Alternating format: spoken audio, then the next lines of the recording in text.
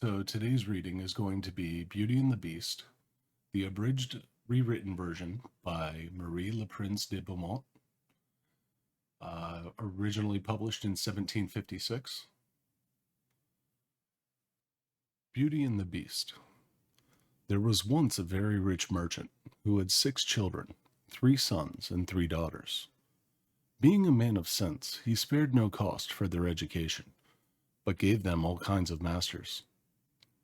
His daughters were extremely handsome, especially the youngest. When she was little, everybody admired her and called her the Little Beauty. So that as she grew up, she still went by the name of Beauty, which made her sisters very jealous. The youngest, as she was handsome, was also better than her sisters. The 2 eldest had a great deal of pride because they were rich.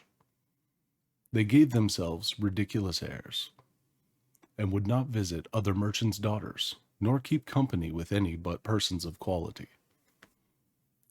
They went out every day upon parties of pleasure, balls, plays, concerts, etc., and laughed at their youngest sister, because she spent the greatest part of her time in reading books. As it was known that they were to have great fortunes, several eminent merchants made their addresses to them, but the 2 eldest said they would never marry unless they could meet with a duke, or an earl at the least. Beauty very civilly thanked them that courted her, and told them that she was too young yet to marry, but chose to stay with her father a few years longer. All at once the merchant lost his whole fortune, excepting a small country house at a great distance from town, and told his children, with tears in his eyes, they must go there and work for a living. The 2 eldest answered that they would not leave the town, for they had several lovers, who they were sure would be glad to have them, though they had no fortune.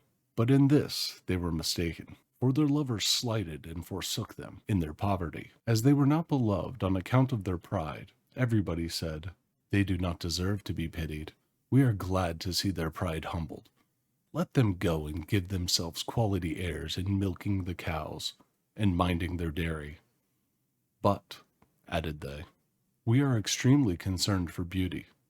She was such a charming, sweet-tempered creature, spoke so kindly to poor people, and was of such an affable, obliging disposition. Nay, several gentlemen would have married her, though they knew she had not a penny. But she told them she could not think of leaving her poor father in his misfortunes, but was determined to go along with him into the country, to comfort him and attend him. Poor Beauty at first was sadly grieved at the loss of her fortune, but, she said to herself, were I to cry ever so much, that would not make things better. I must try to make myself happy without a fortune. When they came to their country house, the merchant and his 3 sons applied themselves to husbandry and tillage, and Beauty rose at 4 in the morning, and made haste to have the house clean, and breakfast ready for the family. In the beginning, she found it very difficult, for she had not been used to work as a servant.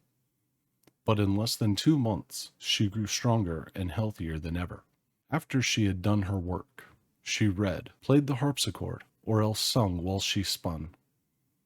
On the contrary, her 2 sisters did not know how to spend their time. They got up at 10 and did nothing but saunter about the whole day, lamenting the loss of their fine clothes and acquaintance. "Do but see our youngest sister," said they, one to the other. "What a poor, stupid, mean-spirited creature she is, to be contented with such an unhappy situation." The good merchant was of a different opinion. He knew very well that Beauty outshone her sisters, in her person as well as her mind, and admired her humility, industry, and patience. For her sisters not only left her all the work of the house to do, but insulted her every moment. The family had lived about a year in this retirement, when the merchant received a letter, with an account that a vessel, on board of which he had effects, was safely arrived.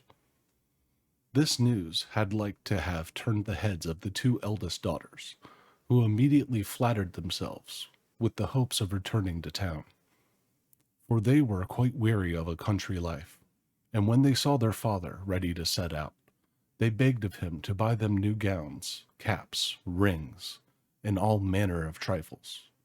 But Beauty asked for nothing, for she thought to herself that all the money her father was going to receive would scarce be sufficient to purchase everything her sisters wanted. "What will you have, Beauty?" said her father. "Since you are so kind to think of me," answered she, "be so kind as to bring a rose, for as none grow hereabouts, they are a kind of rarity." Not that Beauty cared for a rose, but she asked for something, lest she should seem by her example to condemn her sister's conduct, who would have said that she did it only to look particular. The good man went on his journey, but when he came there, they went to law with him about the merchandise, and after a great deal of trouble and pains to no purpose, he came back as poor as before. He was within 30 miles of his own house, thinking on the pleasure he should have in seeing his children again. When going through a large forest, he lost himself. It rained and snowed terribly. Besides, the wind was so high that it threw him twice off his horse, and night coming on, he began to apprehend being either starved to death with cold and hunger, or else devoured by the wolves, whom he heard howling all around him, when, on a sudden, looking through a long walk of trees, he saw a light at some distance, and going on a little farther, perceived it came from a palace illuminated from top to bottom. The merchant returned God thanks for his happy discovery, and hasted to the palace, but was greatly surprised at not meeting with anyone in the outcourts. His horse followed him, and seeing a large stable open, went in, and finding both hay and oats, the poor beast, who was almost famished, fell to eating very heartily. The merchant tied him up to the manger, and walked towards the house, where he saw no one, but entering a large hall, he found a good fire, and a table plentifully set out, with but one cover laid. As he was wet quite through with the rain and snow, he drew near the fire to dry himself. "I hope," said he, "the master of the house, or his servants, will excuse the liberty I take. I suppose it will not be long before some of them appear." He waited a considerable time, till it struck 11, and still nobody came. At last he was so hungry he could stay no longer, but took a chicken and ate it in 2 mouthfuls, trembling all the while. After this he drank a few glasses of wine, and growing more courageous, he went out of the hall and crossed through several grand apartments with magnificent furniture, till he came into a chamber which had an exceeding good bed in it, and as he was very much fatigued, and it was past midnight, he concluded it was best to shut the door and go to bed. It was 10 the next morning before the merchant waked, and as he was going to rise, he was astonished to see a good suit of clothes in the room of his own, which were quite spoiled. "Certainly," said he, "this place belongs to some kind of fairy, who has seen and pitied my distress." He looked through a window, but instead of snow, saw the most delightful arbors, interwoven with the most beautiful flowers that ever were beheld. He then returned to the great hall, where he had supped the night before, and found some chocolate ready made on the table. "Thank you, good Madam Fairy," said he aloud, "for being so careful as to provide me a breakfast. I am extremely obliged to you for all your favors." The good man drank his chocolate, and then went to look for his horse. But passing through an arbor of roses, he remembered Beauty's request to him, and gathered a branch on which were several. Immediately he heard a great noise, and saw such a frightful beast coming towards him, that he was ready to faint away. "You are very ungrateful," said the beast to him in a terrible voice. "I have saved your life by receiving you into my castle, and in return you steal my roses, which I value beyond anything in the universe. But you shall die for it. I give you but a quarter of an hour to prepare yourself, to say your prayers." The merchant fell on his knees and lifted up both his hands. "My lord," said he, "I beseech you to forgive me. Indeed, I had no intention to offend in gathering a rose for one of my daughters, who desired me to bring her one." "My name is not my lord," replied the monster, "but beast. I don't love compliments, not I. I like people should speak as they think, and so do not imagine I am to be moved by any of your flattering speeches.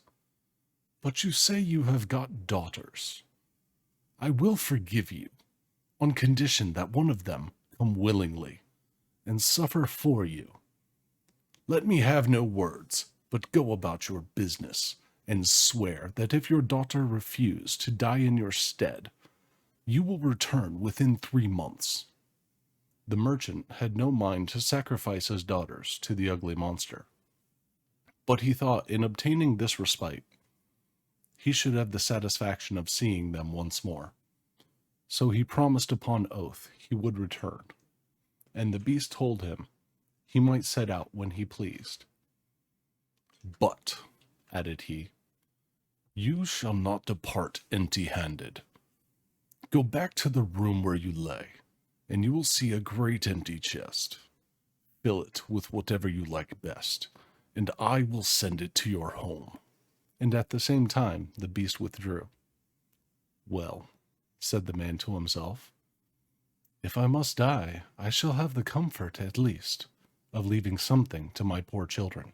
He returned to the bedchamber, and finding a great quantity of broad pieces of gold, he filled the great chest the beast had mentioned, locked it, and afterwards took his horse out of the stable, leaving the palace with as much grief as he had entered it with joy. The horse, of his own accord, took one of the roads of the forest, and in a few hours the good man was at home. His children came around him, but, instead of receiving their embraces with pleasure, he looked on them, and holding up the branch he had in his hands, he burst into tears. "Here, beauty," said he, "take these roses, but little do you think how dear they are to cost your unhappy father," and then related his fatal adventure. Immediately the 2 eldest set up lamentable outcries, and said all manner of ill-natured things to Beauty, who did not cry at all. "Do you see the pride of that little wretch?" said they. "She would not ask for fine clothes, as we did, but no, truly. Miss wanted to distinguish herself. Now she will be the death of our poor father, and yet she does not so much as shed a tear." "Why should I?" said Beauty. "It would be very needless, for my father shall not suffer upon my account, since the monster will accept one of his daughters. I will deliver myself up to all his fury, and I am very happy in thinking that my death will save my father's life, and be proof of my tender love for him." "No, sister," said her 3 brothers, "that shall not be. We will go find the monster, and either kill him or perish in the attempt." "Do not imagine any such thing, my sons," said the merchant. "Beast's power is so great that I have no hopes of your overcoming him. I am charmed with Beauty's kind and generous offer, but I cannot yield to it. I am old and have not long to live, so can only lose a few years, which I regret for your sakes alone, my dear children." "Indeed, father," said Beauty, "you shall not go to the palace without me. You cannot hinder me from following you." It was to no purpose, all they could say. Beauty still insisted on setting out for the fine palace, and her sisters were delighted at it, for her virtue and amiable qualities made them envious and jealous. The merchant was so afflicted at the thoughts of losing his daughter that he had quite forgot the chest full of gold. But at night, when he retired to rest, no sooner had he shut his chamber door than, to his great astonishment, he found it by his bedside. He was determined, however, not to tell his children that he was grown rich, because they would have wanted to return to town, and he was resolved not to leave the country. But he trusted Beauty with the secret, who informed him that two gentlemen came in his absence and courted her sisters. She begged her father to consent to their marriage and give them fortunes, for she was so good that she loved them and forgave them heartily all their ill usage. These wicked creatures rubbed their eyes with an onion to force some tears when they parted with their sister, but her brothers were really concerned. Beauty was the only one who did not shed tears at parting, because she would not increase their uneasiness. The horse took the direct road to the palace, and towards evening they perceived it illuminated as at first. The horse went himself into the stable, and the good man and his daughter came into the great hall, where they found a table splendidly served up and two covers. The merchant had no heart to eat, but Beauty endeavored to appear cheerful, sat down to table, and helped him. Afterwards, thought she to herself, Beast surely has a mind to fatten me before he eats me, since he provides such a plentiful entertainment. When they had supped, they heard a great noise, and the merchant, all in tears, bid his poor child farewell, for he thought Beast was coming. Beauty was sadly terrified at his horrid form, but she took courage as well as she could, and the monster, having asked her if she came willingly. Yes, said she, trembling. You are very good, and I am greatly obliged to you, honest man. Go your ways tomorrow morning, but never think of returning here again. Farewell, Beauty. Farewell, Beast, answered she, and immediately the monster withdrew. "O daughter," said the merchant, embracing Beauty, "I am almost frightened to death. Believe me, you had better go back and let me stay here." "No, father," said Beauty in a resolute tone.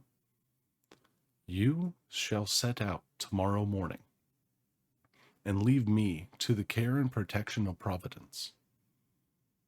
They went to bed, and thought they should not close their eyes all night, but scarce were they laid down than they fell fast asleep.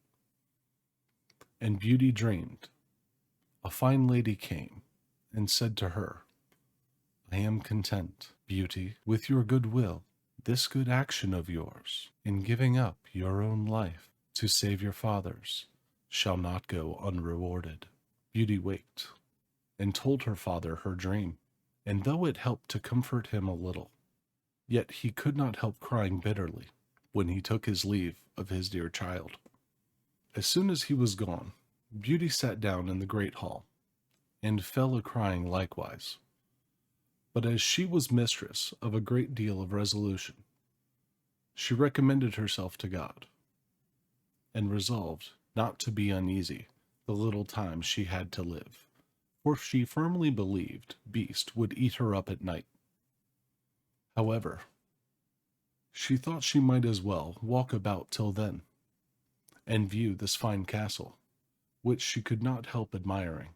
It was a delightful, pleasant place, and she was extremely surprised at seeing a door, over which was wrote, "Beauty's apartment." She opened it hastily, and was quite dazzled with the magnificence that reigned throughout. But what chiefly took up her attention was a large library, a harpsichord, and several music books. "Well," said she to herself, "I see they will not let my time hang heavy on my hands for want of amusement." Then she reflected, "Were I but to stay here a day, there would not have been all these preparations. This consideration inspired her with fresh courage, and opening the library, she took a book, and read these words in letters of gold. Welcome, beauty. Banish fear. You are queen and mistress here. Speak your wishes, speak your will. Swift obedience meets them still. Alas, said she with a sigh, there is nothing I desire so much as to see my poor father and to know what he is doing. She had no sooner said this, when casting her eyes on a great looking-glass, to her amazement, she saw her own home, where her father arrived with a very dejected countenance. Her sisters went to meet him, and notwithstanding their endeavors to appear sorrowful, their joy, felt for having got rid of their sister, was visible in every feature. A moment after, everything disappeared, and Beauty's apprehensions at this proof of Beast's complacence. At noon, she found dinner ready, and while at table, was entertained with an excellent concert of music, though without seeing anybody. But at night, as she was going to sit down to supper, she heard the noise Beast made, and could not help being sadly terrified. Beauty, said the monster, will you give me leave to see you sup? That is as you please, answered Beauty, trembling. No, replied the beast. You alone are mistress here. You need only bid me gone, if my presence is troublesome, and I will immediately withdraw.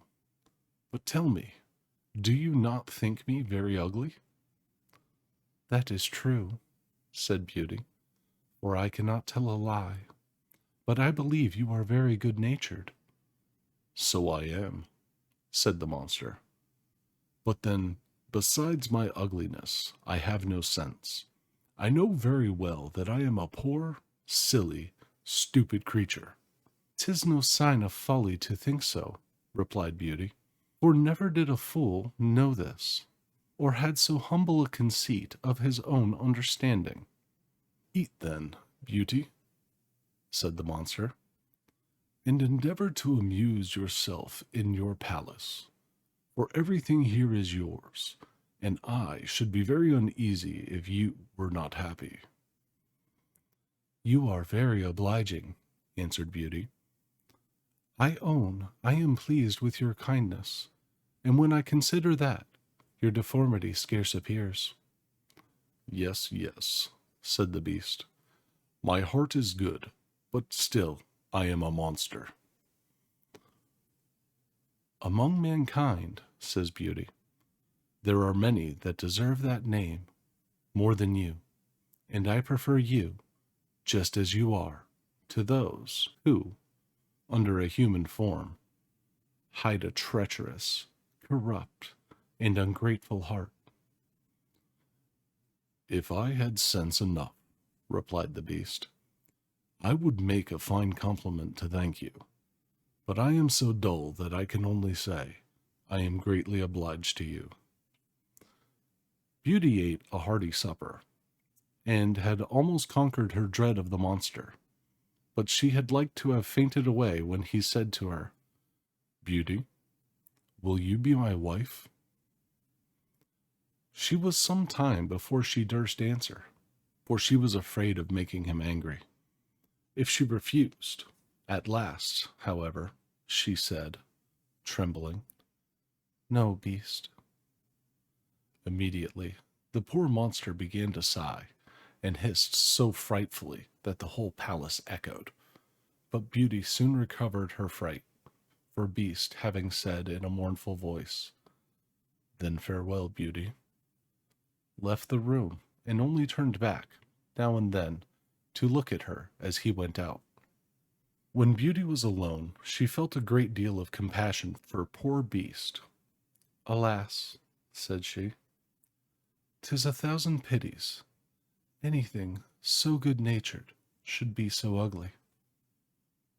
Beauty spent 3 months very contentedly in the palace. Every evening Beast paid her a visit, and talked to her during supper, very rationally, with plain good common sense, but never with what the world calls wit. And Beauty daily discovered some valuable qualifications in the monster, and seeing him often had so accustomed her to his deformity that, far from dreading the time of his visit, she would often look on her watch to see when it would be 9, for the beast never missed coming at that hour. There was but one thing that gave Beauty any concern, which was that every night before she went to bed, the monster always asked her if she would be his wife. One day she said to him, "Beast, you make me very uneasy. I wish I could consent to marry you, but I am too sincere to make you believe that will ever happen. I shall always esteem you as a friend. Endeavor to be satisfied with this." "I must," said the beast, "for alas, I know too well my own misfortune. But then I love you with the tenderest affection. However, I ought to think myself happy that you will stay here. Promise me never to leave." Beauty blushed at these words. She had seen in her glass that her father had pined himself sick for the loss of her, and she longed to see him again. "I could," answered she, "indeed promise to never leave you entirely. But I have so great a desire to see my father that I shall fret to death if you refuse me that satisfaction." "I had rather die myself," said the monster, "than give you the least uneasiness. I will send you to your father. You shall remain with him, and poor beast will die with grief." "No," said Beauty, weeping. "I love you too well to be the cause of your death. I give you my promise to return in a week. You have shown me that my sisters are married, and my brothers gone to the army. Only let me stay a week with my father, as he is alone." "You shall be there tomorrow morning," said the beast. "But remember your promise. You need only lay your ring on the table before you go to bed, when you have a mind to come back. Farewell, Beauty." Beast sighed as usual, bidding her good night, and Beauty went to bed very sad at seeing him so afflicted. When she waked the next morning, she found herself at her father's, and having rang a little bell that was by her bedside, she saw the maid come, who, the moment she saw her, gave a loud shriek, at which the good man ran upstairs, and thought he could have died with joy to see his dear daughter again. He held her fast, locked in his arms, above a quarter an hour. As soon as the first transports were over, Beauty began to think of rising, and was afraid she had no clothes to put on. But the maid told her that she had just found, in the next room, a large trunk full of gowns, covered with gold and diamonds. Beauty thanked good Beast for his kind care, and taking one of the plainest of them, she intended to make a present of the others to her sisters. She scarce had said so when the trunk disappeared. Her father told her that Beast insisted on her keeping them herself, and immediately both gowns and trunk came back again. Beauty dressed herself, and in the meantime they sent to her sisters, who hasted thither with their husbands. They were both of them very unhappy. The eldest had married a gentleman, extremely handsome indeed, but so fond of his own person that he was full of nothing but his own dear self, and neglected his wife. The second had married a man of wit, but he only made use of it to plague and torment everybody, and his wife most of all. Beauty's sisters sickened with envy when they saw her dressed like a princess, and more beautiful than ever. Nor could all her obliging, affectionate behavior stifle their jealousy, which was ready to burst when she told them how happy she was. They went down into the garden to vent it in tears, and said one to the other, "In what is this little creature better than us, that she should be so much happier?" "Sister," said the eldest, "a thought just strikes my mind. Let us endeavor to detain her above a week, and perhaps the silly monster will be so enraged at her for breaking her word that he will devour her." "Right, sister," answered the other. "Therefore, we must show her as much kindness as possible." After they had taken this resolution, they went up and behaved so affectionately to her sister that poor Beauty wept for joy. When the week was expired, they cried and tore their hair, and seemed so sorry to part with her that she promised to stay a week longer. In the meantime, Beauty could not help reflecting on herself for the uneasiness she was likely to cause poor Beast, whom she certainly loved, and really longed to see again. The 10th night she spent at her father's, she dreamed she was in the palace garden, and that she saw Beast extended on the grass plot, who seemed just expiring, and in a dying voice reproached her with her ingratitude. Beauty started out of her sleep, and bursting into tears, "Am I not very wicked," said she, "to act so unkindly to Beast, that has studied so much to please me in everything? Is it his fault that he is so ugly, and has so little sense? He is kind and good, and that is sufficient. Why did I refuse to marry him? I should be happier with the monster than my sisters are with their husbands. It is neither wit nor a fine person in a husband that makes a woman happy, but virtue, sweetness of temper, and complacence, and Beast has all these valuable qualifications. It is true, I do not feel the tenderness of affection for him, but I find I have the highest gratitude, esteem, and friendship, and I will not make him miserable.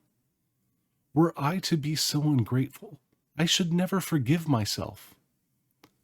Beauty, having said this, rose, put her ring on the table, and then laid down again.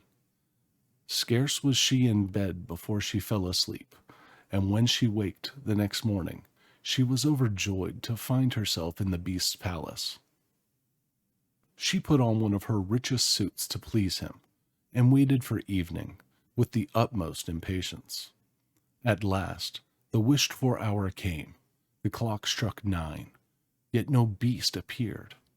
Beauty then feared she had been the cause of his death.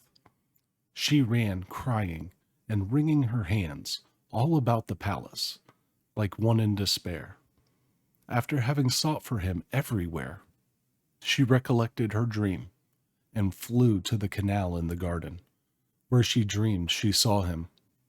There she found poor Beast stretched out, quite senseless, and as she imagined, dead.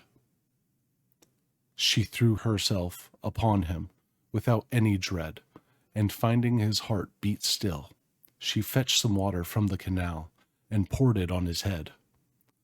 Beast opened his eyes and said to Beauty, "You forgot your promise, and I was so afflicted for having lost you that I resolved to starve myself to death. But since I have the happiness of seeing you once more, I die satisfied." "No, dear Beast," said Beauty, "you must not die. Live to be my husband. From this moment I give you my hand, and swear to be none but yours. Alas, I thought I had only friendship for you, but the grief I now feel convinces me that I cannot live without you." Beauty scarcely had pronounced these words when she saw the palace sparkle with light, and fireworks, instruments of music, everything seemed to give notice of some great event. But nothing could fix her attention. She turned to her dear Beast, for whom she trembled with fear. But how great was her surprise! Beast had disappeared, and she saw at her feet one of the loveliest princes that I ever beheld, who returned her thanks for having put an end to the charm under which he had so long resembled a beast. Though this prince was worthy of all her attention, she could not forbear asking where Beast was. "You see him at your feet," said the prince. "A wicked fairy had condemned me to remain under that shape till a beautiful virgin should consent to marry me. The fairy likewise enjoined me to conceal my understanding. There was only you in the world generous enough to be won by the goodness of my temper, and in offering you my crown, I can't discharge the obligations I have to you." Beauty, agreeably surprised, gave the charming prince her hand to rise. They went together into the castle, and Beauty was overjoyed to find, in the great hall, her father and his whole family, whom the beautiful lady that appeared to her in her dream had conveyed thither. "Beauty," said this lady, "come and receive the reward of your judicious choice. You have preferred virtue before either wit or beauty, and deserve to find a person in whom all these qualifications are united. You are going to be a great queen. I hope the throne will not lessen your virtue, or make you forget yourself. As to you, ladies," said the fairy to Beauty's two sisters, "I know your hearts, and all the malice they contain. Become two statues, but under this transformation still retain your reason. You shall stand before your sister's palace gate, and be it your punishment to behold her happiness, and it will not be in your power to return to your former state till you own your own faults. But I am very much afraid that you will always remain statues. Pride, anger, gluttony, and idleness are sometimes conquered, but the conversion of a malicious and envious mind is a kind of miracle." Immediately, the fairy gave a stroke of her wand, and in a moment, all that were in the hall were transported into the prince's palace. His subjects received him with joy. He married Beauty, and lived with her many years, and their happiness, as it was founded on virtue, was complete. Finis.